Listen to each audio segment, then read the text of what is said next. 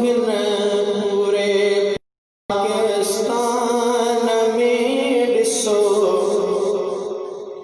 जाचे सारे जहान में हिन पूरे पाकिस्तान में ॾिसो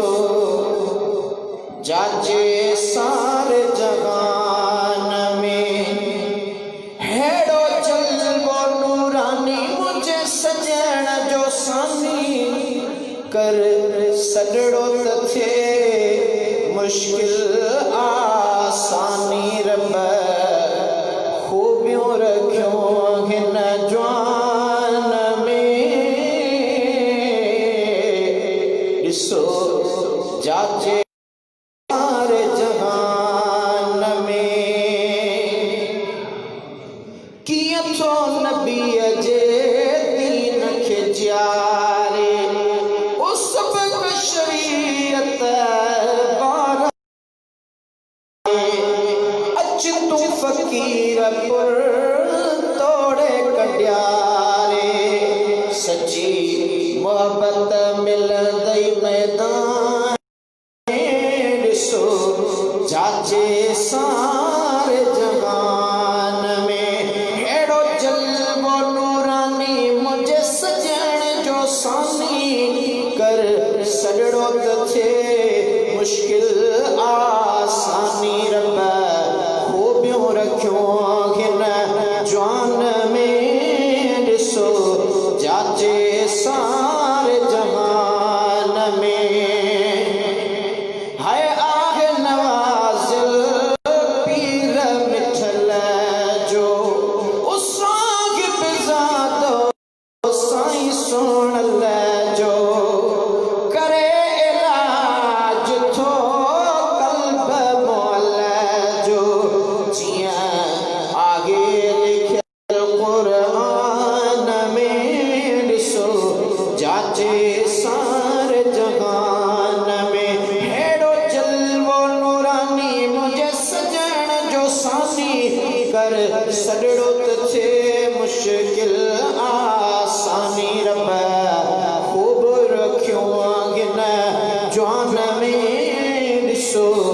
जाचे सारे जहान में हाय जियां हूंदियूं हिन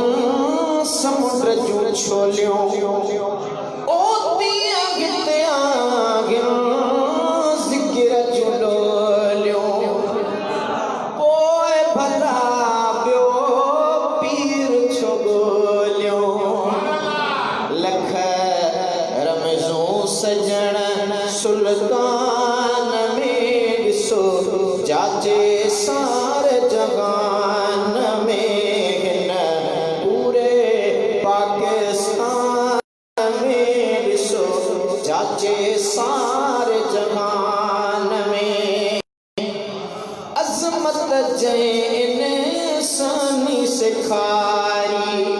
ओ जारी तरीक़त सूफ़ निवारी तॾहिं त घोर ख़ल्क़ जी सारी तारीफ़ कयां छा शान में सामान में आला तरीको नक्शबंदी में जारी नदी सोनी गली जय बोले लथिया सो में ॾिसो जाचे सारे जहान में हेड़ो जलवो नूरानी मुझे सजण जो सानी कर नज़र त थे मुश्किल आसानी है मूंखे मुझे क़िबले काबे ओ पीर मिलायो अमड़ ऐं बाबे मुझे बाबे साईं जे तव्हां सभु सुञाणो था हिन ॻोठ में उन पंहिंजो दम धणी हवाले कयो। असां खणी जॾहिं पहुतासीं ॻोठ, सुबुह जो पढ़ी कब्रिस्तान में त बाबे साईं जो हमेशह मामूल हूंदो हो त फ़कीरपुर शरीफ़ दरगाह जी 11 छॾियूं कोन। गुरबत हुई, प्यादल पंध मेलनि जा मेल पंध कंदो हो, पर मुर्शिद जी ज़ियारत मुर्शिद जी यारीअ ते वञो। चवंदो हो अबा कामिल पीर जी मोहब्बत ऐं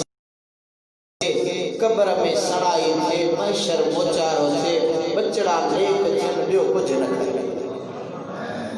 त मां लहद में बीठो हुउसि, सिरूं फटा वरायूं पिया, अञा शुरूआत बाबा साईं खे मूं संभालियो लहद जे हवाले करे। शुरूआत हुई त उन वक़्तु मुंहिंजे कामिल पीर सजण साईं जन फोन मामा साईं जी, साईं निसार अहमद मामो मुंहिंजो तव्हां सुञाणो, स्टेट बैंक कराची में ऑफिसर आहे, हुनजे नंबर ते फोन कयूं ऐं उते जिते असीं ॾिठासीं उते नेट सिग्नल हूंदा ई कोन हुन कब्रिस्तान में। अजीब इत्तफ़ाक़ थियो त सुहिणे पीर सजण साईं जी फोन आई। मामा जीअं नंबर जी ज़रब निकिरी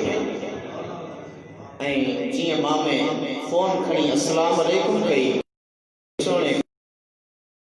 आजिज़ रहमतुल्लाह खे फोन कयो। कामिल खे कीअं ख़बर पई त नंबर निसार अहमद जो कराचीअ में आहे, ॿिए हंधा किथे आहे?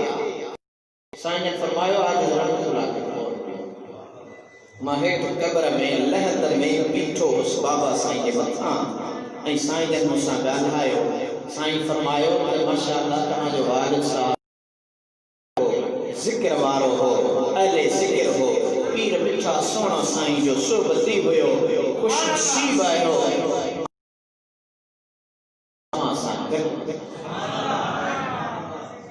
साईं ने फरमायो तव्हां परेशान न थियो,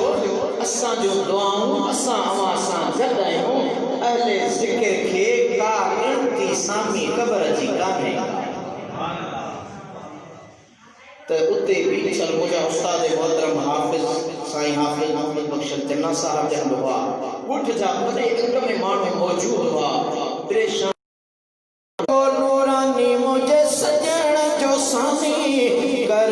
सजड़ो त थिए मुश्किल आसानी, रब खूबियूं रखियो हिन जवान में ॾिसो जाचे सा